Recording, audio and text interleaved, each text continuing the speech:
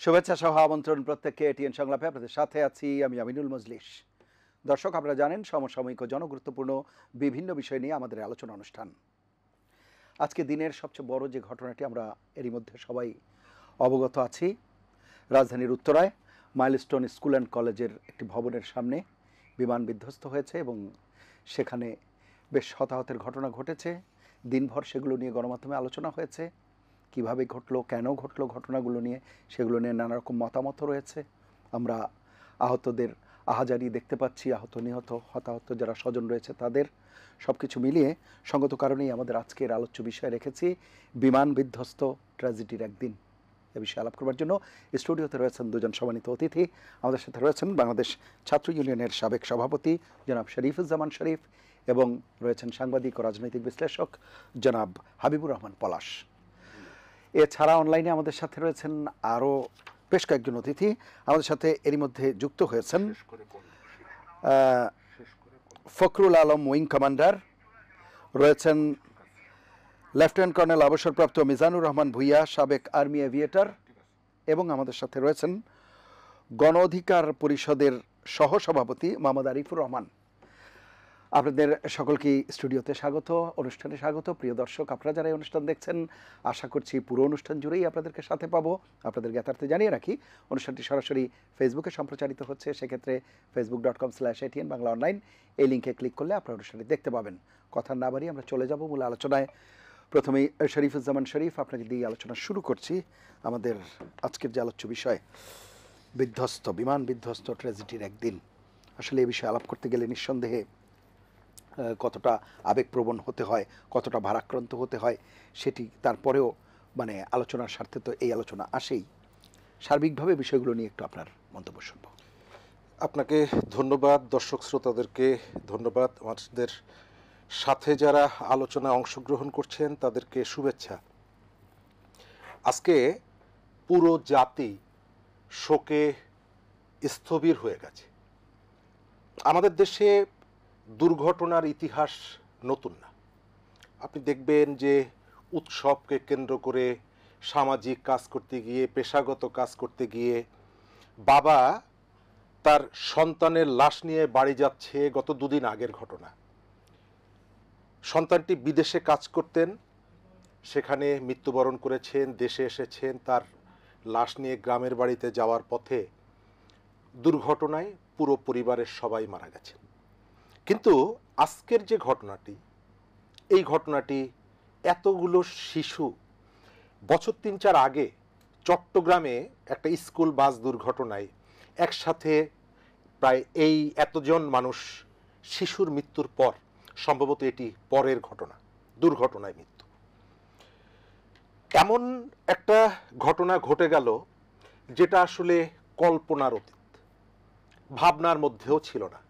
মায়ের কোলে থাকা শিশু, অনেক সময় আমরা দেখি যে কয়েক মাস আগে গাজীপুরে মায়ের কোলে ঘুমিয়েছিল দুটো সন্তান, মা ঘুম থেকে উঠে দেখলেন রক্তাক্ত দুটি সন্তান পড়ে আছে। ঠিক এই ধরনের ঘটনাটি এমন।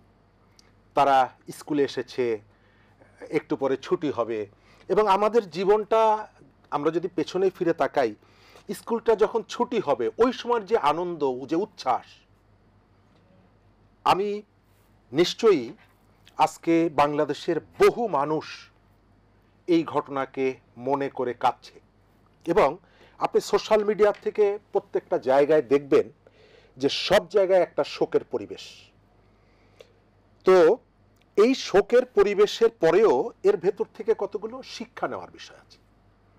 আমাদের যতগুলো ঘটনা ঘটে, একটা ঘটনার ভেতর থেকে আপনাকে শিক্ষা নিতে হয়। প্রথমত শিক্ষার জায়গাটা হচ্ছে দুর্ঘটনার যে বিষয়টা। দুর্ঘটনা পৃথিবীতে সব জায়গায় ঘটে। পৃথিবীতে প্রযুক্তির জায়গায় শীর্ষে যাদের অবস্থান, আপনি তার মধ্যে মার্কিন যুক্তরাষ্ট্রের কথা বলবেন, আপনি তার মধ্যে ফ্রান্সের কথা বলবেন, এই ধরনের প্রযুক্তির জায়গায়, এবং ইউরোপের যে সমস্ত দেশগুলো চূড়ান্ত জায়গায় পৌঁছে গেছে, সব কিছু তাদের নিয়ন্ত্রণের মধ্যে আছে, তারাও কিন্তু এই দুর্ঘটনাকে, বিশেষ করে বিমান দুর্ঘটনাকে তারা এড়িয়ে যেতে পারছে না। আমাদের এখানেও দুর্ঘটনা ঘটছে। একটু আগে দেখলাম যে আমাদের এখানে গত 34 বছরে 32টা বিমান দুর্ঘটনা ঘটেছে। আচ্ছা। তার বেশিরভাগই হচ্ছে প্রশিক্ষণ বিমান। আজ থেকে কয়েক মাস আগে এই ধরনের একটা প্রশিক্ষণ বিমান দুর্ঘটনার পর তারা বিমানটিকে, সেখানে যারা ছিলেন চালাচ্ছিলেন, তারা বিমানটি যাতে লোকালয়ে না পড়ে সেই কারণে তারা সেটিকে চট্টগ্রামে কর্ণফুলী নদীর উপরে নিয়ে যান এবং একজন প্যারাশুট নিয়ে নামতে পেরেছিলেন, আর একজন বিমানের মধ্যে মারা গেছেন। অর্থাৎ আজকেও আমরা দেখেছি, আমরা জানি না যে যারা এই বিমানের চালাচ্ছিলেন, প্রশিক্ষণ নিচ্ছিলেন, তারা এই ধরনের কোনো চেষ্টা করেছেন কিনা যেটিকে লোকালয়ের বাইরে নিয়ে যাওয়ার জন্য। আইএসপির পক্ষ থেকে অবশ্য বলা হয়েছে তারা চেষ্টা করেছিলেন। আমার যেটা মনে হয়, আমরা অনেক সময় কোনো ঘটনায় তাৎক্ষণিকভাবে কতগুলো প্রতিক্রিয়া জানাতে গিয়ে কখনো কখনো নিজেদের উপরে নিয়ন্ত্রণ হারিয়ে ফেলি। অভিযুক্ত করা, অভিযোগ দেওয়া, একজন মানুষ যার নিজের জীবন বিলিয়ে দিচ্ছে, নিজে মৃত্যুবরণ করছেন, তার ভেতর থেকে আমরা কতগুলো ষড়যন্ত্র খুঁজি, কেউ কেউ খুঁজি, সবাই না। আমাদের খুঁজে বের করতে হবে। এই যে আমি বললাম, এর ভেতর থেকে আমরা যেমনিভাবে আমাদের এই বিমানের পাইলটদেরকে, যারা ভবিষ্যতে দেশের জন্য সার্ভ করবে, তাদেরকে যেমনিভাবে আমরা হারাচ্ছি, একই সঙ্গে আমাদের অর্থ সম্পদ অনেকগুলো জায়গায় আমাদের কিন্তু একটা বড় রকমের ঘাটতি এখানে তৈরি হচ্ছে। সুতরাং আমরা যদি বিষয়টিকে রুটিন ওয়ার্ক হিসাবে অনবরত দেখতে থাকি এবং এই যে প্রশিক্ষণ বিমানগুলোকে, এটি এভিয়েশনের সঙ্গে যারা যুক্ত বিশেষজ্ঞ তারা বলতে পারবেন, কয়েকজন আছেন আমরা দেখলাম যে তারা কথা বলবেন। তো আমার যেটা ধারণা যে আমাদেরকে এই বিষয়টাকে খেয়াল রাখা দরকার যে পরিবর্তিত অবস্থার সাথে বিবেচনা করে আমরা কি এটিকে কন্টিনিউ করব, নাকি আমরা কিন্তু আমাদের যে বাহিনীগুলোর জন্য প্রশিক্ষণের স্পেসিফিক কতগুলো জায়গা আছে, জোন আছে, নিশ্চয়ই আমাদের যারা আর্টিলারিতে যারা কাজ করেন তাদেরকে আমরা ঢাকা শহরের মধ্যে কিন্তু প্রশিক্ষণ দেই না, নৌবাহিনীর যারা তাদেরকে প্রশিক্ষণ দেয় না, বিভিন্ন জায়গা আছে। সুতরাং এই যে বিমান দুর্ঘটনা যেগুলো ঘটছে, তাতে কিন্তু যেমনিভাবে প্রশিক্ষণ নিতে যারা যাচ্ছেন তারা যেমনিভাবে তাদের জীবনহানি ঘটছে, একই সঙ্গে এখানেও দেখা যাচ্ছে যে জীবনহানি ঘটছে। সুতরাং আমাদেরকে এই বিষয়গুলোকে বিবেচনা করা এবং যে অবস্থাটা হয়েছে, আমি মনে করি যে এটিকে নিয়ে কোনো ধরনের রাজনীতি না, এটাকে একেবারে মানবিক দৃষ্টিতে দেখা। আমাদের যে সন্তানগুলো হাসপাতালে মৃত্যুর যন্ত্রণায় ছটফট করছেন, আমাদের এই মুহূর্তের সবথেকে প্রধান কাজ হচ্ছে তাদের জন্য সুচিকিৎসা নিশ্চিত করা। রাষ্ট্র তার সমস্ত শক্তিকে ব্যবহার করে, রাষ্ট্রের যতটুকু সক্ষমতা আছে, প্রয়োজন হলে এখানে একটা সমন্বিত উদ্যোগ থাকতে হবে। কোনো ধরনের বিশৃঙ্খলা, কোনো ধরনের সমন্বয়হীনতা, এই বিষয়গুলোতে আসবো আপনার কাছে, সমন্বয়হীনতার বিষয়। কারণ আমরা দেখি দুর্ঘটনা হলে এ ধরনের ঘটনাগুলো ঘটে এবং আজকেও আমরা দেখতে পাচ্ছি যে চিকিৎসার সরঞ্জামাদি, রক্তের প্রয়োজন, বিভিন্ন বিষয়ে কথাবার্তা আসছে। সেই সব বিষয় নিয়ে আমরা আলাপ করব। আমরা একটু শুনে আসি। প্রথমেই আমি যেতে চাই উইং কমান্ডার ফখরুল আলম, শুনতে পাচ্ছেন নিশ্চয়ই? জি, আপনার কাছে শুনবো আজকের যে বিমান দুর্ঘটনার যে বিষয়টি আমরা তো এতক্ষণ আলাপ করলাম, একটু কারিগরি দিক থেকে বা টেকনিক্যাল বিষয়গুলো যদি একটু সামনে আনবার চেষ্টা করেন, এই ঘটনাগুলো কেন ঘটছে, এর পেছনে আসলে কি কি কারণ থাকতে পারে বা অ্যাভয়েড করা যেত কিনা, কতটা কমিয়ে আনা যায়, সার্বিকভাবে আপনার আলোচনা শুনবো।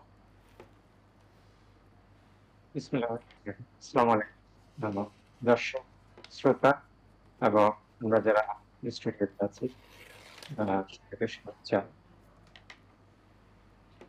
প্রথমে আমি যেটা বলতে চাই, আমাদের একটা জাতীয় দুর্যোগ, একটা বড় ধরনের দুর্যোগ আমি বলবো। যারা মারা গেছেন আমাদের ছোট ছোট সন্তান, সাধারণ জনগণ, শিক্ষক বা অভিভাবক, বিমানের পাইলট, তাদের যারা মারা গেছেন তাদের জন্য আমরা আল্লাহর কাছে প্রথমে প্রার্থনা করি যাতে তাদের বেহেশত নসিব করেন, এবং যারা আহত হয়েছে তাদের জন্য আমরা সবাই জাতীয়ভাবে এই করতে দোয়া করতে পারি যে তারা যাতে সুস্থ হয়ে ওঠে। এই কথা বলা এই জন্য যে আমাদের আসলে সবাই আমরা মানুষ, এবং আমরা আসলে এই জিনিসটা হচ্ছে আমাদের জাতীয়ভাবে আমাদের সবাইকে এটা আহত করেছে। এখন আহ, যেহেতু আপনি বলছেন এটা আমাকে টেকনিক্যাল জিনিস এটা নিয়ে আলোচনা করার জন্য, সো প্রথমে যেটা বলতে হয়, বিমান চালনা, বিশেষ করে আজকে যে বিমানটা দুর্ঘটনায় পতিত হয়েছে, এটা হচ্ছে একটা যুদ্ধ বিমান। তার উপর এটা হচ্ছে একটা সুপারসনিক জেট। তো স্বাভাবিকভাবে যারা এই অপারেশনের জিনিসটা হচ্ছে পুরোপুরি ধরনের একটা টেকনিক্যাল এবং হাইলি স্কিলড একটা কাজ। এখন প্রথমে আসি আমি যে বিমানের যে টেকনিক্যাল, যে আমরা সাধারণত টেকনিক্যাল বলতে বুঝি যে বিমানটা ঠিক আছে কিনা অথবা বিমানটার কোনো সমস্যা ছিল কিনা। আমি যে ধরনের যে তথ্যগুলো বা পেয়েছি বা জানতে পেরেছি, বিমানটা আজকে এটা একটা সোলো ফ্লাইট ছিল। সোলো ফ্লাইট সাধারণত আমরা যেটা দেখে আসছি বিমান বাহিনীতে, এই বিমানটা ফ্লাই করার আগে যে সোলো ফ্লাইট করে, নর্মালি এই ফ্লাইটটা দিয়ে প্রথমে ফ্লাইটটা চেক করা হয় যে পাইলটটা যাবে, তারপর তাকে এই ফ্লাইটে সোলো ফ্লাইটে যায়। সাধারণত দেখা যায় যে যখন এই ধরনের ফ্লাইটটা অপারেশন হয়, যে প্রথমে আমাদের একটা জিনিস বুঝতে হবে যে আসলে কোনো বিমান বা প্লেন বা হেলিকপ্টার যেটাই বলি, এটা কোনো ধরনের সমস্যা নিয়ে আসলে এটাকে উড্ডয়নের জন্য দেয়া হয় না। সো আমাদেরকে ওই জিনিসটা প্রথমে বিশ্বাস রাখতে হবে যে প্লেনটার মধ্যে যে যখনই তাকে দেয়া হয়েছে এটার মধ্যে কোনো সমস্যা ছিল না। এবং বিশেষ করে যখন এটা সোলো ফ্লাইটের জন্য হয়, তখন এটা আরো বেশি ভাবে করা হয়, যেহেতু প্রথম ফ্লাইট যাচ্ছে তার জন্য সাধারণত সবচেয়ে যে ফ্লাইটটা ফ্লাই করে সেটাই ও ব্যবহার করে, অথবা অন্য যেটা সবচেয়ে ভালো আছে। এবং সাধারণত দেখা যায় যে তার পছন্দ মতোই এবং অন্যান্য সবারই সাজেশন, ইঞ্জিনিয়ার এবং তাদের যেসব ইনস্ট্রাক্টর আছে, সবচেয়ে ভালো প্লেনটা তাকে দেওয়া হয়। সো সেই হিসাবে বলা যায় যে বাহ্যিকভাবে অবশ্যই ভালো প্লেনটা ছিল। তারপরেও কোনো দুর্ঘটনা তো হতেই পারে, যে প্লেনের দুর্ঘটনা, এটা আকাশে অনেক বিভিন্ন সময় আমরা দেখেছি দুর্ঘটনা হতে পারে। সো এই জিনিসটা এখন পুরোপুরি বোঝা যাবে যে পরে যখন ইনভেস্টিগেশন হওয়ার পরে জিনিসটা জানা যাবে যে এই ধরনের কোনো টেকনিক্যাল সমস্যা ছিল কিনা। বাহ্যিক ভাবে বলা যায় যে এটা হয়তো দুর্ঘটনা ছিল না। আচ্ছা, দ্বিতীয় যেটা জি প্লিজ বলুন আপনি। দ্বিতীয় যেটা ফ্লাইটের কথা, পাইলটের কথা বলা হচ্ছে, সেটাও ন্যাচারালি যেটা বললাম যে এটা তো যে ইনস্ট্রাক্টর চেক করে তাকে পাঠিয়েছে। এবং আজকের যে আমরা আবহাওয়া দেখেছি, আবহাওয়া ভালো ছিল, তেমন কোনো দুর্যোগপূর্ণ আবহাওয়া ছিল না। তো বাহ্যিকভাবে তাতেও কোনো সমস্যা দেখা যাচ্ছে না। সো জিনিসটা এখন এই অবস্থায় আমাদের কোনো কিছু বলা যে এই ধরনের কোন একটা এটা থেকে হয়েছে বা অন্য কিছু হয়েছে, এটা একটা ইটস টু আর্লি আপনার কাছে মনে হচ্ছে? এটা একটু আগাম হয়ে যাবে কথা জি বলাটা। জি জি, আচ্ছা জি, সেটি একটি বিষয়। কিন্তু আমরা যেটি জানতে চাচ্ছি যে পূর্ববর্তী অভিজ্ঞতা থেকে যে ইতোপূর্বে যে ঘটনাগুলো ঘটেছে সেগুলোর থেকে যদি চিন্তা করা যায় যে কি ধরনের সমস্যা হলে এই ধরনের ঘটনা ঘটতে পারে মনে করেন? বিভিন্ন ধরনের ঘটনা, আগে যে ঘটনাগুলো ঘটেছে, অনেকগুলো ঘটনা দেখা গেছে যে এখানে পাইলটেরও কিছু দোষ থাকে, অনেক সময় বিমানেরও কিছু দোষ ত্রুটি থাকে। বিভিন্ন ধরনের এই ধরনের দোষ ত্রুটির একটা কম্বিনেশনে কিন্তু বিভিন্ন দুর্ঘটনাগুলো ঘটে থাকে। সো যেহেতু এই ধরনের একটা, এবং বিশেষ করে যেটা বিমান বাহিনীর বা যেটা যুদ্ধ বিমান জাতীয় জিনিস, এগুলো সাধারণত মানে দুর্ঘটনা প্রবণই বলা যায়, যেহেতু এটার সাথে অনেক বেশি রিস্ক ইনভলভ। সো এই জন্য এই ধরনের জিনিসগুলো এটার সাথে থাকবে। এখন কথা হচ্ছে আমরা এটাকে কিভাবে কমাতে পারি, জি, কিভাবে আমি আসবো সেই বিষয়টাতে, আমি আসবো আপনার কাছে। জি, জানমালের ক্ষতি কতটা কমানো যায় সেই সব বিষয়গুলোতে আমি আসবো। আমি একটু শুনে আসবো, আহসান হাবিব পলাশ রয়েছেন, সরি, আমি একটু শুনে আসবো, আমাদের সাথে হাবিবুর রহমান পলাশ রয়েছেন। কিন্তু তার আগে আমরা একটা প্রতিবেদন দেখে আসি।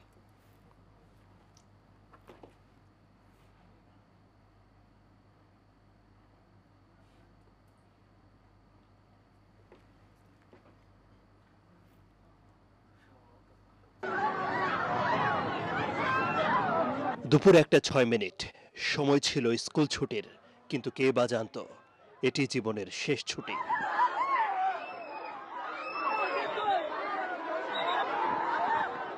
কারো ক্লাসও শেষ হয়েছে, কেউ টিফিন করছে, কেউ হয়তো গল্প আড্ডায় ব্যস্ত। বাংলাদেশ বিমান বাহিনীর একটি প্রশিক্ষণ বিমান কেড়ে নিল বহু প্রাণ। এই ঘটনায় আহত প্রায় সবাই স্কুল শিক্ষার্থী, যাদের বেশিরভাগই ছোট্ট শিশু। বিমান বিধ্বস্তে বুঝে ওঠার আগেই পুড়ে গেছে বহুজন। ভয়টা বেড়েছে আগুন ছড়িয়ে পড়ার সঙ্গে সঙ্গে শিক্ষার্থীদের শ্বাসনালী পড়ে যাওয়ায়। সেনাবাহিনী, ফায়ার সার্ভিস থেকে শুরু করে অসংখ্য স্বেচ্ছাসেবী দগ্ধদের নিয়ে দ্রুত ছোটেন হাসপাতালে, যাদের অনেককেই শুরুতে নেওয়া হয় উত্তরা বাংলাদেশ মেডিকেল, জাতীয় প্লাস্টিক অ্যান্ড বার্ন ইনস্টিটিউট সহ বিভিন্ন হাসপাতালে। তবে সবচেয়ে বেশি দগ্ধ ও গুরুতর অবস্থায় অন্তত 70 জন চিকিৎসাধীন রয়েছে বার্ন ইনস্টিটিউটে, যাদের বেশিরভাগের শরীরে 80 থেকে 90 ভাগ পুড়ে গেছে। প্রত্যেকেই আশঙ্কাজনক বলে জানিয়েছেন চিকিৎসকরা।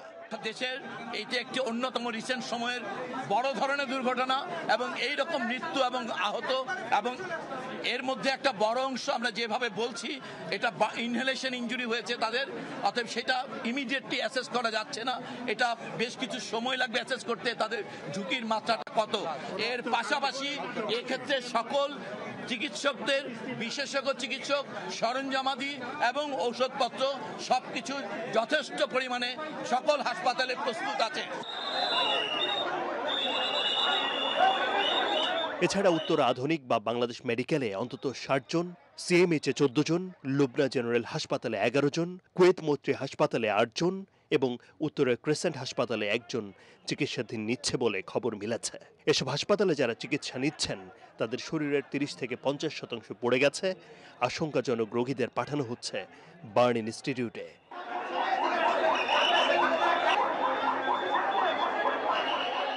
দগ্ধ রোগীদের জন্য রক্তের বেশি প্রয়োজন হয়, তাই রক্ত দিতে হাসপাতালগুলোতে ভিড় করছেন অনেকেই। তবে নেগেটিভ গ্রুপের রক্তের খোঁজ করছেন বার্ন ইনস্টিটিউটের আহতদের স্বজনরা। আদ্দিন সজীব, এটিএন বাংলা, ঢাকা। আমরা প্রতিবেদন দেখলাম, জনাব হাবিবুর রহমান পলাশ দেখছিলাম আপনি পুরো ঘটনা, সার্বিকভাবে আপনার বক্তব্য শুনবো। ধন্যবাদ। আজকে এই আলোচনায় যারা এখন পর্যন্ত দেখছেন স্টুডিওতে, আমরা দুজন সম্মানিত অতিথির বক্তব্য শুনেছি এবং আমরা রিপোর্টটি যেটি দেখলাম, দিনভর এটি আজকের আলোচিত ঘটনা। যারা স্বজন হারিয়েছেন, যেসব শিশু বাচ্চা ইন্তেকাল করেছেন, তাদের পরিবারের প্রতি সমবেদনা, এবং যারা চিকিৎসাধীন আছেন হাসপাতালে তাদের সুস্থতা কামনা করছি এবং সুস্থ ধারাবাহিকভাবে তাদের যে চিকিৎসা সেটি যাতে কোনো ধরনের ব্যত্যয় না হয় সেই প্রত্যাশা রাখছি। একই সঙ্গে যেটি বলতে চাই, আমাদের পূর্ববর্তী আলোচকরা বলেছেন এই ঘটনাটি ঘটার জন্যে কারণ অনুসন্ধান হবে। আপনি জানেন যে এর মধ্যেই রাষ্ট্র বা একদিনের শোক ঘোষণা করেছেন। রাষ্ট্রের ঊর্ধ্বতন কর্তৃপক্ষ যারা আছেন, উপদেষ্টারা আছেন, তারা বার্ন ইউনিটে গেছেন, চিকিৎসার খোঁজ খবর নিচ্ছেন। দুর্ঘটনার বিষয়ে আমাদের যে এক্সপার্ট আছেন তারা একটা ওপিনিয়ন দিয়েছেন। আপনি বলেছেন যে আইএসপিআর থেকে এই দুর্ঘটনার কারণ তারা একটি প্রতিবেদন গণমাধ্যমে পাঠিয়েছেন এবং সেখান থেকে আমরা যেটা জানতে পেরেছি যে এটি একটি দুর্ঘটনা এবং উড্ডয়নের 7 মিনিটের মাথায় এটি দুর্ঘটনার কবলে পড়েছেন। এর মধ্যে সর্বজমান ভাই একটি পরিসংখ্যান দিয়েছেন যে এখন পর্যন্ত আমাদের কতগুলো বিমান দুর্ঘটনা হয়েছে এবং তার বেশিরভাগই ছিল প্রশিক্ষণ বিমান। আমাদের সামনে বিমান দুর্ঘটনার একটি গদগদে ক্ষত আছে। গত মাসের 16 তারিখে ভারতের আহমেদাবাদে সেখানে উড্ডয়নের 2 মিনিটের মাথায় একটি যাত্রীবাহী বিমান বিধ্বস্ত হয়েছে এবং 270 জন যাত্রী সেখানে নিহত হয়েছেন। পরিসংখ্যানটা একটু আমার কাছে মনে হচ্ছে যে দেখেন, এখন পর্যন্ত আমরা যেটি তথ্য পেয়েছি 20 জন শিশু প্রাণ হারিয়েছেন। হাসপাতালে 171 জন এই মুহূর্তে ভর্তি আছেন বিভিন্ন জায়গায়। আপনাদের যে রিপোর্টটি দেখলাম এবং দিনভর গণমাধ্যমে যেটি আমরা শুনেছি, এবং এই বার্ন ইউনিট নিয়ে যে কাজ করার অভিজ্ঞতা আছে ফিল্ড লেভেলে, আমরা জানি 45 বা 50% যদি বার্ন হয় সেই পেশেন্টটি অত্যন্ত ঝুঁকিপূর্ণ থাকে। এই কোমলমতি শিশুদের অনেকেই 70 বা 80% তারা পুড়ে গেছে, বার্ন হয়েছেন। সুতরাং আল্লাহ রাব্বুল আলামিন যদি একান্তভাবেই তার রহমতের চাদর দিয়ে এই সোনামণিদেরকে ঢেকে না রাখেন, তাহলে যেই নাম্বারটি আজকে বলছি সে নাম্বারটি হয়তো তরতর করে বাড়তে পারে, হয়তো আমাদের এই ক্ষতটা আরও বড় হতে পারে। এবং বিশেষ করে যারা পাইলট তারাও দুজন নিহত হয়েছেন এবং বয়সের তরুণ পাইলট তারা সবেমাত্র তারা বাংলাদেশকে দেওয়ার জন্যে আকাশে উড্ডয়ন করেছিলেন। প্রশ্নটা থেকে গেল যে আইএসপিআর যেটি বলেছে যে দুইজন পাইলটই তারা চেষ্টা করেছেন কম ঘনপূর্ণ এলাকায় যেখানে কম মানুষ আছেন সেখান থেকে তারা নিয়ে যাওয়ার চেষ্টা করেছেন। হয়তো কারণ অনুসন্ধানের পরে হয়তো আরও বেশি করে বলা যাবে, কিন্তু অবশ্যই দুর্ঘটনাটি ঘটলো সেটি বাংলাদেশের একটি অত্যন্ত পরিচিত স্কুল এবং সেখানে ছুটির ঘন্টা বেজেছে, বাচ্চারা স্কুল থেকে বাড়ি ফিরবেন মায়ের কোলে, সেটি না করে তারা চলে গেছেন মৃত্যুর কোলে। এই অবস্থায় যেটি এখন আমরা দিনভর অনেক এক্সপার্টের সঙ্গে আমি নিজেও কথা বলেছি এবং গণমাধ্যমে তারা বক্তব্য দিয়েছেন, যেটি যে প্রশিক্ষণ বিমান যদি ঢাকার মতো একটি ঘনবসতিপূর্ণ এলাকায় এখন পর্যন্ত উড্ডীয়মান হয় সেটি নিয়ে আসলে নিশ্চয়ই প্রশ্ন তোলা উচিত। কারণ প্রশিক্ষণ বিমান এবং আমরা যেই ধরনের বিমান দিয়ে আমরা প্রশিক্ষণ দিচ্ছি, আপনি যে বিমানটির কথা বলা হচ্ছে যেটি দিয়ে তার আজকে উড্ডয়ন করেছেন সেটির গুণগত মান নিয়ে প্রশ্ন তোলা হয়েছে। কেউ বলছেন যে এটি অনেক পুরনো মডেলের, কেউ তথ্য দিয়ে বলছেন যে 1960 সালের বিমান এবং পৃথিবীর অনেক দেশ আরও 20 থেকে 30 বছর আগে এই বিমানটি ব্যবহার বন্ধ করে দিয়েছেন এবং এটি কপি বিমান, চায়না কপি বলা হয়। সব মিলে এই ধরনের একটি প্রশিক্ষণ বিমান রাজধানীর উপর দিয়ে অহরহ চলা এবং অ্যাভিয়েশন বিশেষজ্ঞ অনেকেই বলেছেন যে তারাও পরামর্শ দিয়েছেন বিভিন্নভাবে রাষ্ট্রকে বা কর্তৃপক্ষকে যে যাতে প্রশিক্ষণ বিমান জনবসতিপূর্ণ এলাকা বা রাজধানীতে না উড়েন, সেটি অন্য জায়গায় নিয়ে এই প্রশিক্ষণ ব্যবস্থাটি করা যায়। যদি সেটি প্রশিক্ষক যারা পরামর্শ আগে দিয়েছেন যদি এই পরামর্শগুলো শোনা হতো তাহলে হয়তো এতগুলো প্রাণহানি ঘটতো না। তাহলে এই জায়গায় একটু অনুসন্ধান করা উচিত যে কেন এটি বিস্তারিত আরো হয়নি, আগে যেহেতু পরামর্শ এসছে। জি জি, আমি আরো বিস্তারিত আপনার কাছে শুনবো। চমৎকার আলোচনা হচ্ছিল, একটা নিয়মমাফিক বিরতি নিয়ে আসতে হবে। প্রিয় দর্শক, এটিএন সংলাপে পর্যায়ে নিচ্ছে বিরতি, থাকুন আমাদের সঙ্গে।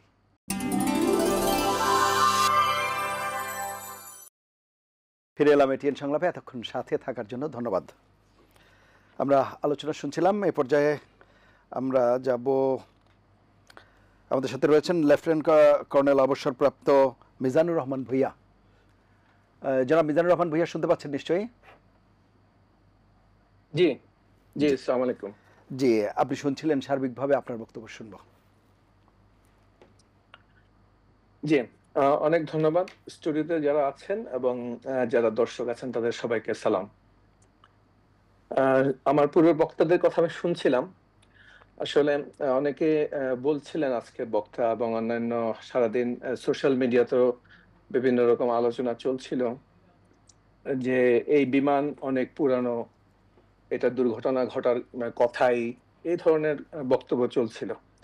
আমার বক্তব্য হলো যে বিমান পুরানো বা নতুন যেটাই হোক, দুর্ঘটনা হতেই পারে। যান্ত্রিক ত্রুটি বা পাইলটের ত্রুটির জন্য এটা হতেই পারে।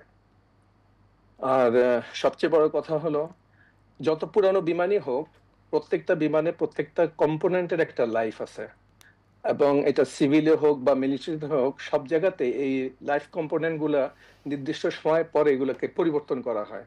তো যদি পরিবর্তন করা হয় তাহলে আসলে বিমানটা পুরনো থাকে না, ওই কম্পোনেন্ট গুলো একদম নতুন কম্পোনেন্টই সংযোজন করা হয়।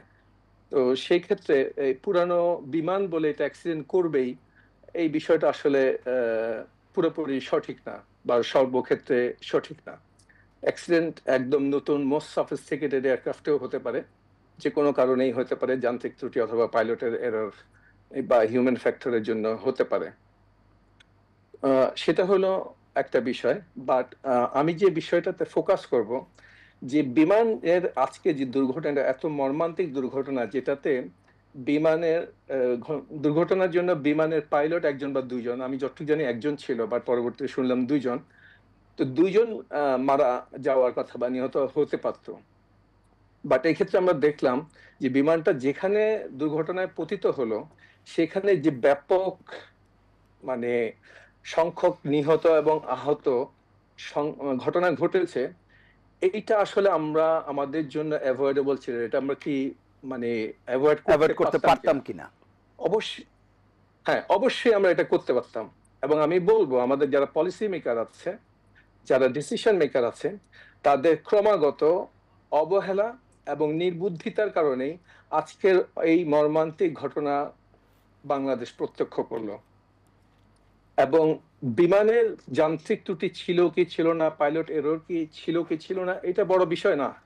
বড় বিষয় হলো এই যে ঘটনাটা ঘটলো, এইটা অ্যাভয়েড করার একটা সুযোগ ছিল বা এটা পসিবল ছিল, কিন্তু আমরা করি নাই। এটা আমাদের ব্যর্থতা, আমাদের যারা পলিসি মেকার তাদের ব্যর্থতা। এই ধরনের জনবহুল এলাকায় কখনোই বিমান উঠতে পারে না, যে কোনো ধরনের প্রশিক্ষণ বিমান হতে পারে না। পৃথিবীর কোনো উন্নত দেশে প্রশিক্ষণ কখনোই পপুলেটেড এলাকাতে, জনবহুল এলাকাতে করা হয় না, সেটা যে ধরনের এয়ারক্রাফটই হোক। আর সেখানে তো মানে যুদ্ধ বিমান বা ফাইটার বিমানের যে প্রশিক্ষণ, সেগুলো তো অবশ্যই জনবহুল এলাকাতে করা উচিত না। কিন্তু এইটা যুগ যুগ ধরে বা বছরের পর বছর এই ঢাকা শহরের মতো একটা জনবহুল এলাকাতে আমরা এটা দেখে যাচ্ছি। এবং ফাইটার যে যুদ্ধ বিমানগুলো আছে, প্রায় সময় এই যুদ্ধ বিমানগুলো পরিচালনা করা হয় ঢাকা ইন্টারন্যাশনাল এয়ারপোর্টে। এবং এই ইন্টারন্যাশনাল এয়ারপোর্টে অন্যান্য যে আন্তর্জাতিক বিমানগুলা যে চলাচল করে, সেগুলোর চলাচলে অনেক বিঘ্ন ঘটায়। তারপর আপনার এই যে কোনো একটা জনবহুল এলাকাতে আপনার মানে বয়স্ক লোক থাকে, নবজাতক শিশু থাকে, মানসিক রোগী থাকে।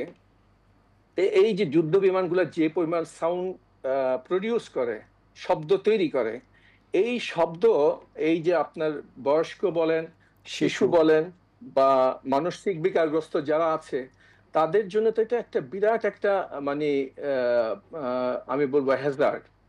এই হ্যাজার্ডটাকে আমাদের যারা পলিসি মেকার, যারা আমাদের নিজেদেরকে এত বুদ্ধি মত্তা সম্পন্ন মনে করি, আমরা যারা পলিসি মেকার, ডিসিশন মেকার, এগুলোকে আমাদেরকে এই গত মানে 53 বছরে 55 বছর আমাদেরকে নাড়া দেয় নাই। এই ধরনের ঘটনা তো নতুন না।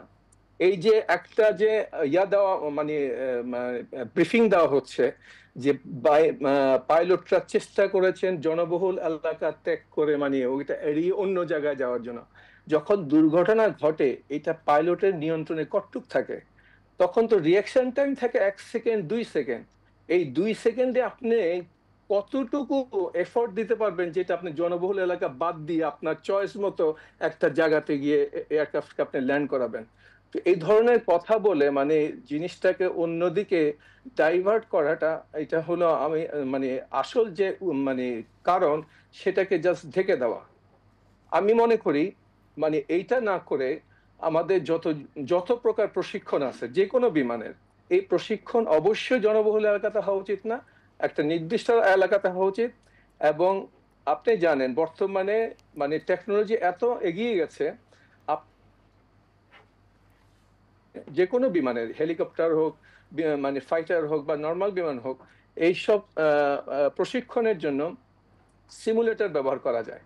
এবং সিমুলেটর এত অ্যাডভান্স হয়ে গেছে, আপনি অ্যাকচুয়ালি সিমুলেটরে বসে আপনি অ্যাকচুয়াল ফিলিংসটা পাবেন যে প্রশিক্ষণের আপনি যা যা করা দরকার সব আপনি অনুশীলন করতে পারবেন, প্র্যাকটিস করতে পারবেন। সেই সিমুলেটর যদি আমাদের মানে অর্থনৈতিক সামর্থ্য না থাকে আমাদের দেশে, এটা অবশ্যই অন্যান্য বিদেশের সব অনেক জায়গাতেই আছে, সব এয়ারক্রাফটের জন্য সিমুলেটর পাওয়া যায়। এবং প্রত্যেকটা এয়ারক্রাফটের কিছু কিছু ইমার্জেন্সি আছে, যেগুলো আপনি অ্যাকচুয়াল এয়ারক্রাফটে এগুলো যদি আপনি প্র্যাকটিস করেন, সেটা অনেক ঝুঁকিপূর্ণ।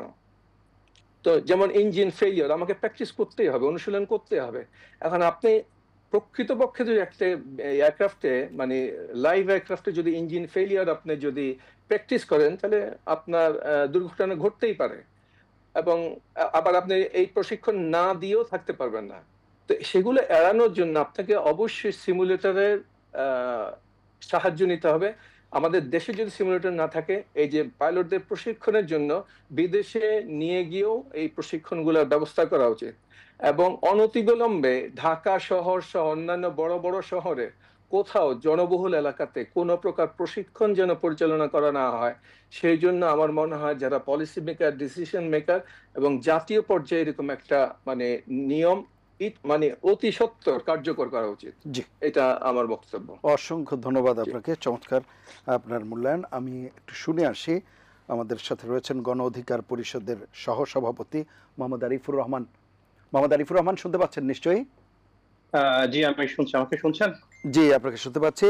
স্বাভাবিকভাবে আপনার বক্তব্য শুনবো এ বিষয়ে। আজকে দিনভরই যে ঘটনা ঘটেছে তা নিয়ে রাজনৈতিক দলের নেতৃবৃন্দ যারা তারাও ছুটে গিয়েছেন স্বজনদের পাশে, দুর্ঘটনাস্থলে, হসপিটালে, বিভিন্ন জায়গায় সমবেদনা জানিয়েছেন।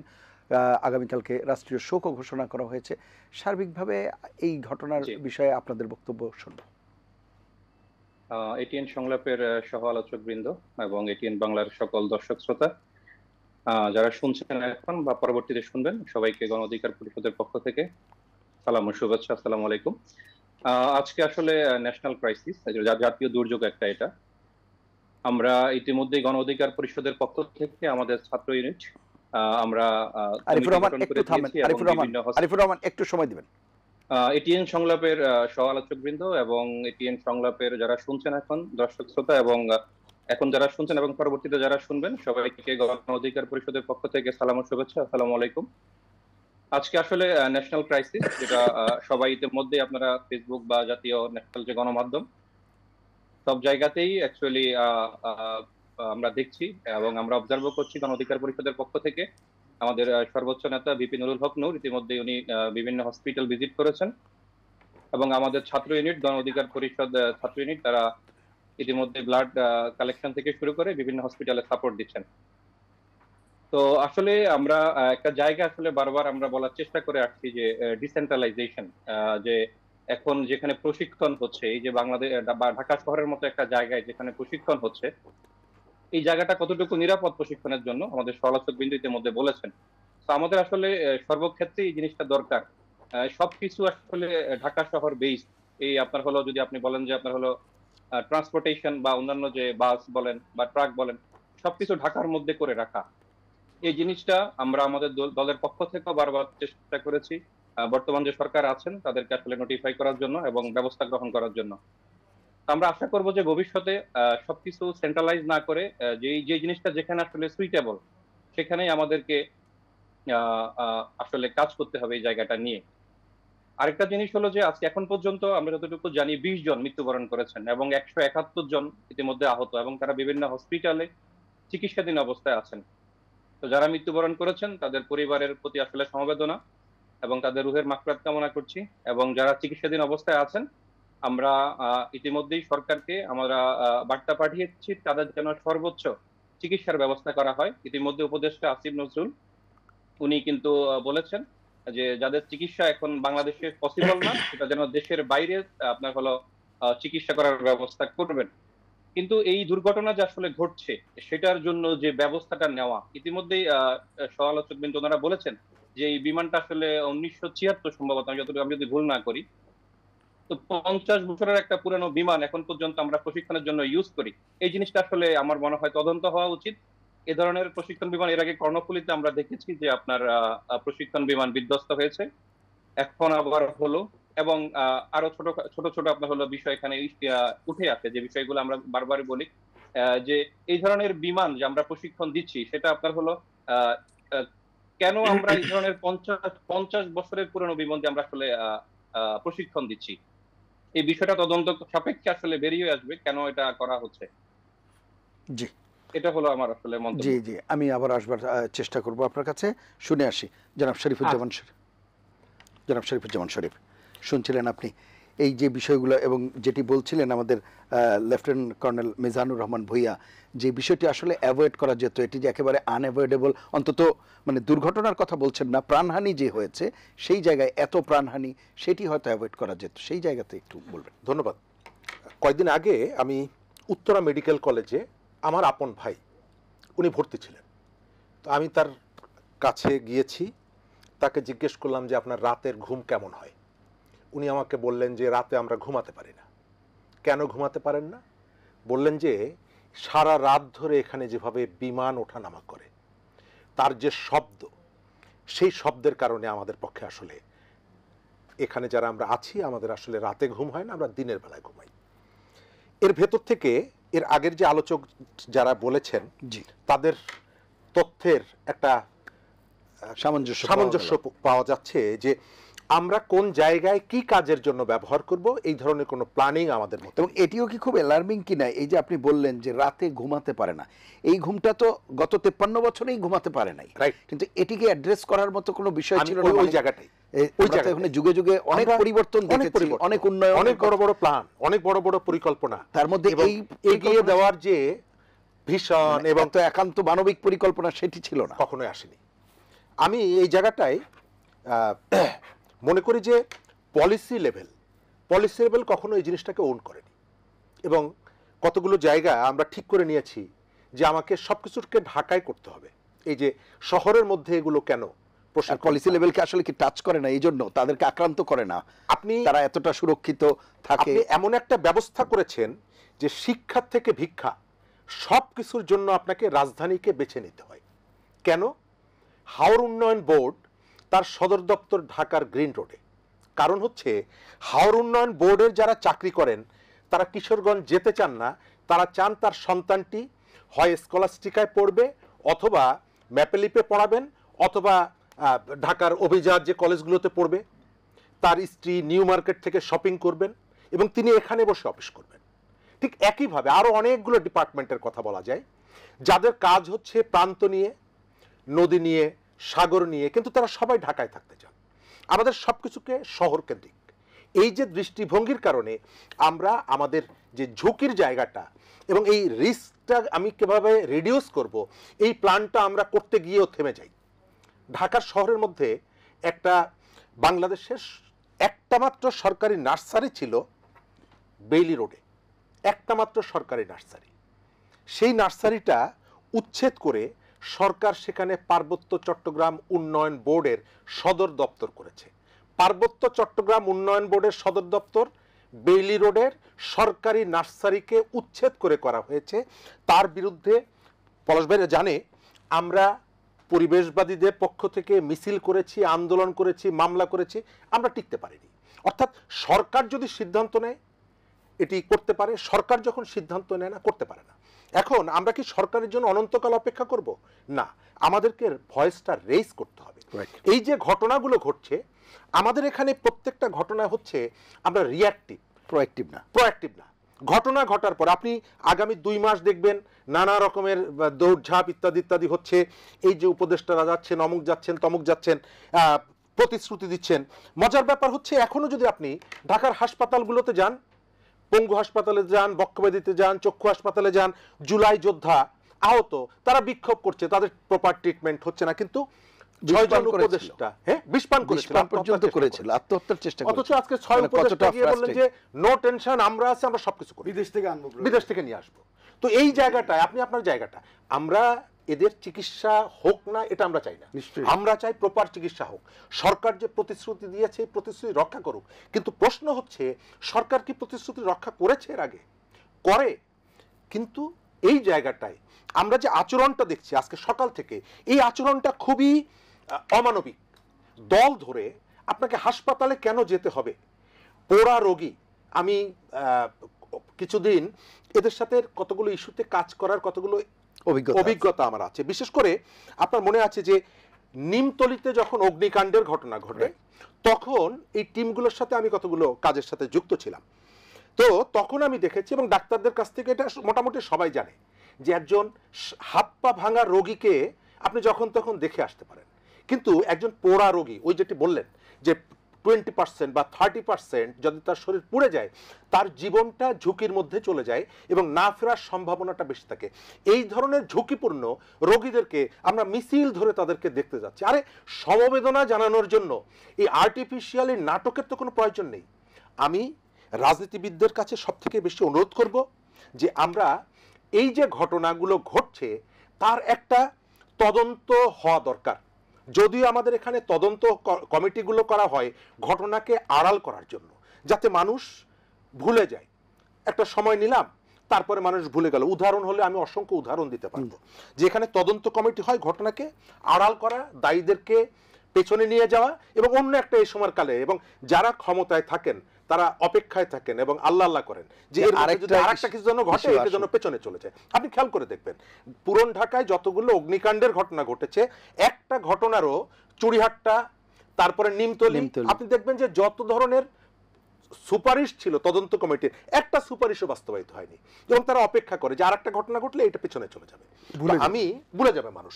তো আমি মনে করি যে সরকার যদি ইফেক্টিভ কিছু করতে চায় তাহলে সরকার একটা ছোট্ট টিম হলেও কাজটা শুরু করুক। আর কনক্লুশনের জায়গাটা হলো যে এই ধরনের বিভৎসতা আমরা দেখতে চাই না। নাগরিক হিসাবে আমাদের কতগুলো দায়িত্ব আছে। আমরা সকাল থেকে সোশ্যাল মিডিয়াকে নিজের কন্ট্রোলে থাকার কারণে যে আচরণগুলো করছি, বিভৎস ছবি ভিডিও পোস্ট করে শেয়ার করে, আমি জানি না যে সন্তান শিশুটিকে এইভাবে আমি পোস্ট দিলাম, ওই শিশুটি যদি আমার সন্তান হতো আমি এই ছবিটা পোস্ট দিতে পারতাম কিনা। এই বিষয়গুলো আমাদের নিজেদের কাছে কতগুলো প্রশ্ন করা উচিত। রাজনীতিবিদদের কাছে অনুরোধ হলো আপনারা আপনাদের জায়গা থেকে কাজগুলো করেন। উপদেষ্টা যারা, তারা সচিবালয়ে বসে আপনারা মনিটর করেন। আপনাদের দল বেঁধে পুলিশ, প্রোটোকল, সাংবাদিক এবং আপনার সমর্থকদেরকে নিয়ে এখানে গিয়ে নাটক অথবা অভিনয় করার দরকার নেই। আমি সরি টু সে, এই যে মানুষগুলো গিয়েছেন প্রত্যেকেই বিদেশি শিক্ষায় শিক্ষিত। তারা কিন্তু ওই আমার গ্রাম থেকে আসা না, এদের প্রত্যেকেরই কতগুলো বিদেশি মূল্যবোধ এদের মধ্যে আছে, অভিজ্ঞতা আছে। আমি বিদেশ এই কারণে বলছি যে আমরা কতগুলো জায়গায় তো চিন্তার দিক থেকে অনেক পিছিয়ে আছি। উন্নত যে সমস্ত জায়গাগুলো চিকিৎসা সংক্রান্ত কতগুলো মডার্ন থট তো আছে, সেই থটগুলো যাদের মধ্যে আছে, যারা জানেন তারা কিভাবে এইখানে যাচ্ছেন, তারা কিভাবে ছুটে যাচ্ছেন, সেই কারণে তাদের কাছেও আমাদের অনুরোধ, রাষ্ট্র সর্বোচ্চ প্রায়োরিটি দেবে চিকিৎসায়, কিন্তু আমরা এমন কিছু করব না যাতে তাদের চিকিৎসায় বিন্দুমাত্র কোনো ধরনের গাফিলতি, কার্পণ্য অথবা ত্রুটি হয়। অসংখ্য ধন্যবাদ জনাব শরীফুজ্জামান শরীফ। আমরা এ পর্যায়ে একটা বিরতি নিয়ে এসে তারপরে আলোচনায় যুক্ত হচ্ছে। প্রিয় দর্শক, এটিএন সংলাপে পর্যায়ে নিচ্ছে বিরতি, থাকুন আমাদের সঙ্গে।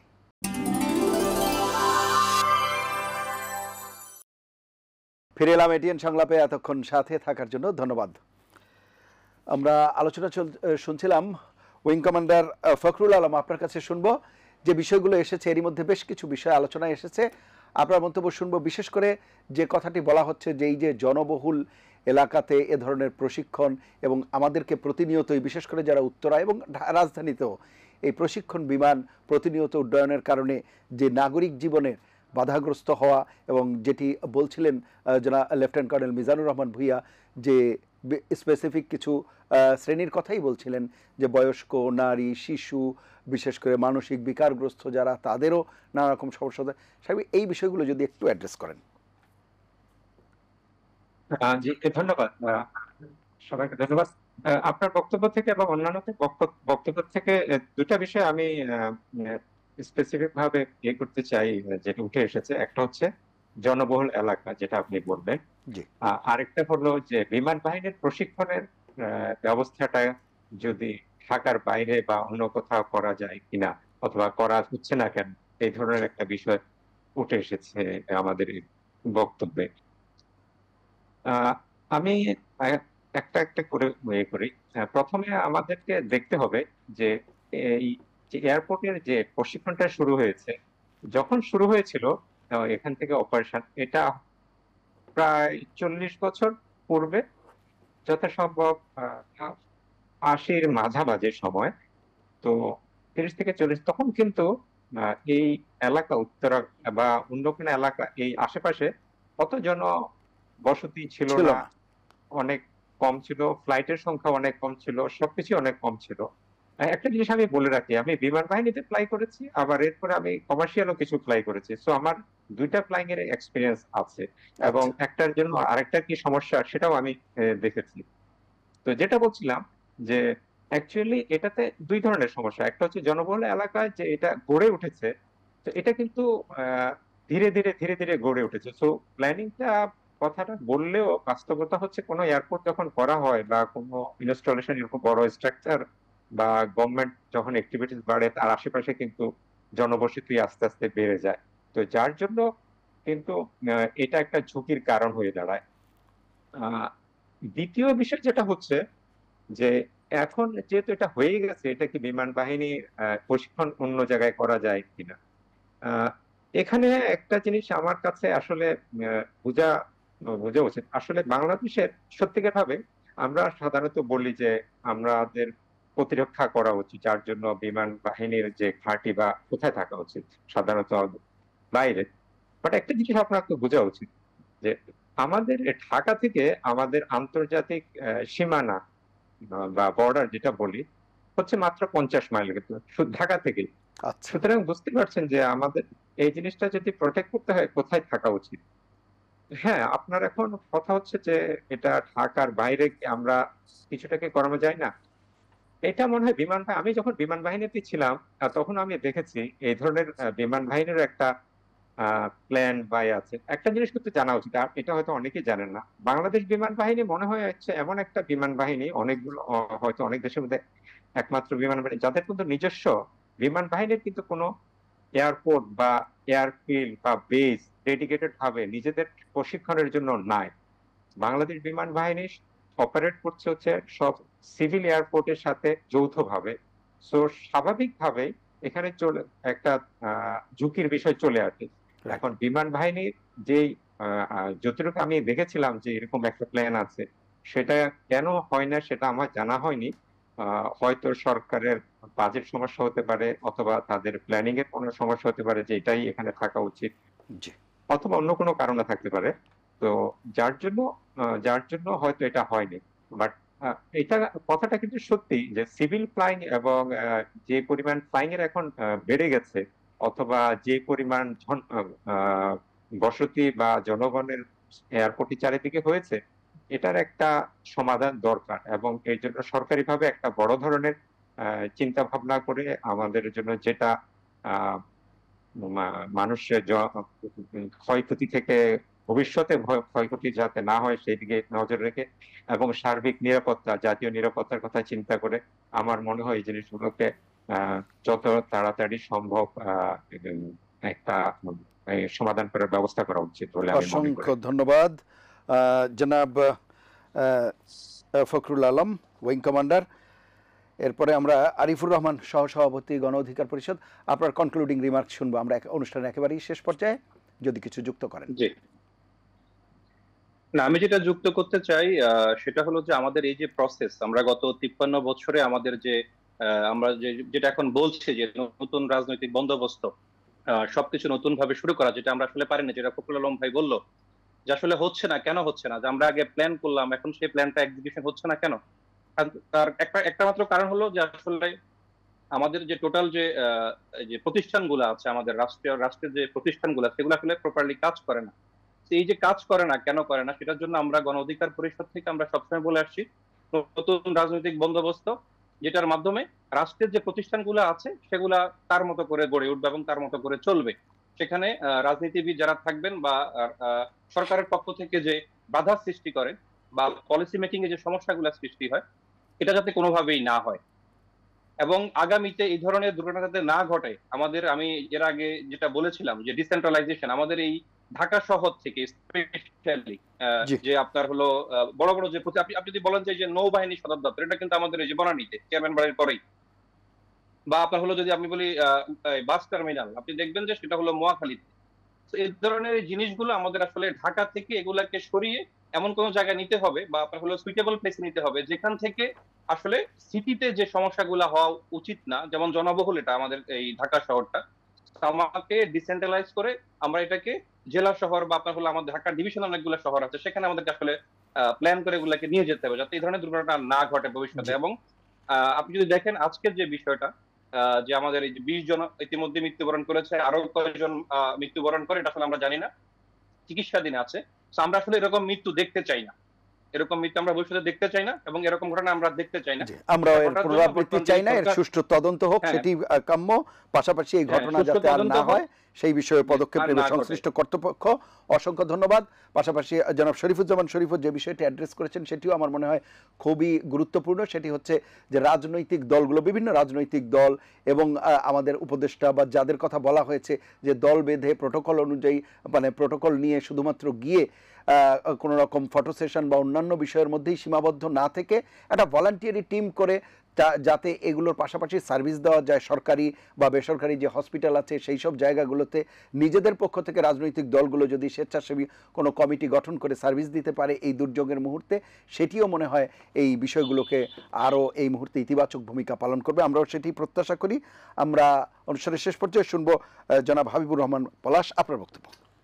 যেটি এর মধ্যে আমরা আমাদের বিজ্ঞ আলোচকদের কাছে রেকমেন্ডেশন শুনেছি। আমি শুধু এটুকু বলবো যে দেখেন, যেই শিশুরা আকাশের দিকে উড়ন্ত বিমান দেখে আগামী দিনে বাংলাদেশের বৈমানিক হওয়ার স্বপ্ন দেখত, তারা আজকে বিমান বিধ্বস্তে, তারা আজকে নিহত, তারা আজকে হয়তো শহীদ। এই প্রাণগুলো ভবিষ্যতে আমাদের বাচ্চাদের কাছে বিমান একটা আতঙ্কের নাম হয়ে যেতে পারে। সুতরাং এই ক্ষেত্রে কর্তৃপক্ষ যথেষ্ট দায়িত্বশীল ভূমিকা পালন করবে। জাস্ট একটা পরামর্শ যেটি শরফুজ্জামান ভাই দিয়েছিলেন, যে রাজনীতিবিদদের সদাচরণ করা উচিত, যেটি আজকে দেখা গেছে দল বেঁধে বার্ন ইউনিটে গিয়ে প্রতিবন্ধকতা তৈরি করে। আমি আরেকটু যোগ করতে চাই এর সঙ্গে, যে বাংলাদেশের বড় বড় দুর্ঘটনায় দেখবেন উৎসুক জনতা তারা এর উদ্ধার কাজে ব্যাপকভাবে তাদেরও একটা দায়িত্বশীল আচরণ ঘটায়, যেটি আমরা অন্যান্য দুর্ঘটনায় দেখেছি, আজকেও যেটি আমরা দেখেছি।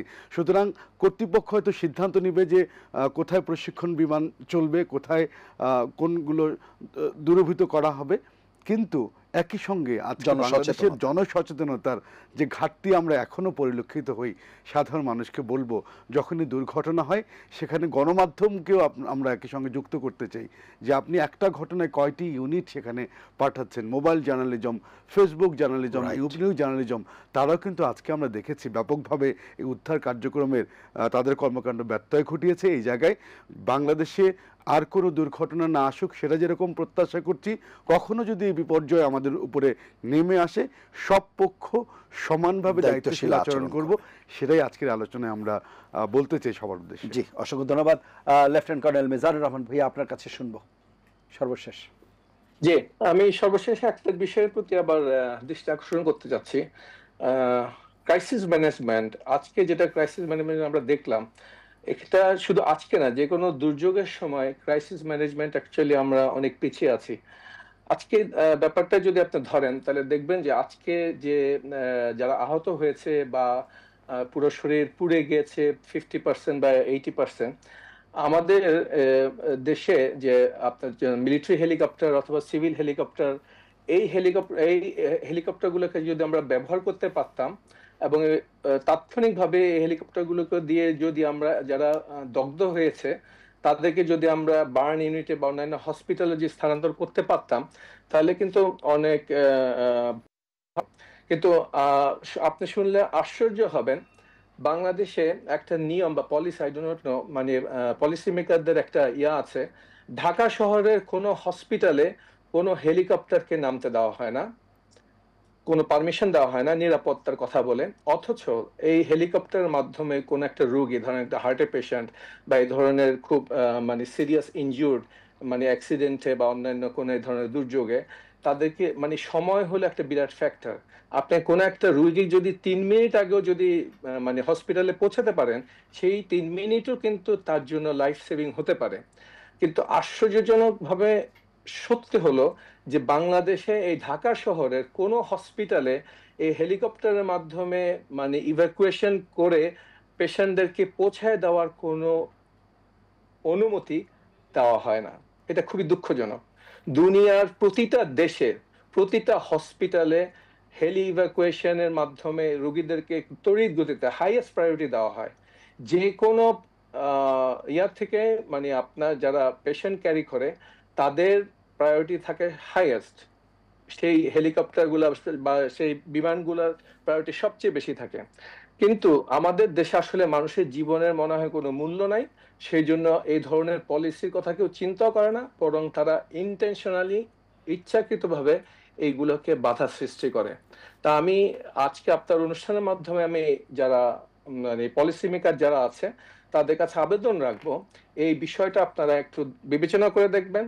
বাংলাদেশের প্রতিটি বড় বড় হসপিটাল হাসপাতাল যেগুলো আছে সেগুলোর আশেপাশে বা সেখানে যেন হেলিকপ্টারের মাধ্যমে ইভ্যাকুয়েশন করা যায়, উদ্ধার করা যায় রোগীদেরকে অ্যাক্সিডেন্টের বা মানে খুব মানে মানে হার্টের পেশেন্ট বা এই ধরনের কোনো গুরুতর অসুস্থ রোগীদেরকে যেন মানে ইভাকুয়েশন করা যায়, সেটা যেন অনুমতি দেওয়া হয় পূর্ব থেকেই, এবং ওইরকম ব্যবস্থা যেন করা হয়, সেটার প্রতি দৃষ্টি আকর্ষণ করব। অসংখ্য ধন্যবাদ আপনাদেরকে অনুষ্ঠানে অংশ নেওয়ার জন্য। প্রিয় দর্শক, এই ছিল আজকের এটিএন সংলাপ। পরবর্তী অনুষ্ঠান দেখার আমন্ত্রণ জানিয়ে বিদায় নিচ্ছি। সবাই ভালো থাকবেন, সুস্থ থাকবেন, আশা করি এটিএন বাংলার সঙ্গেই থাকবেন। আল্লাহ হাফেজ।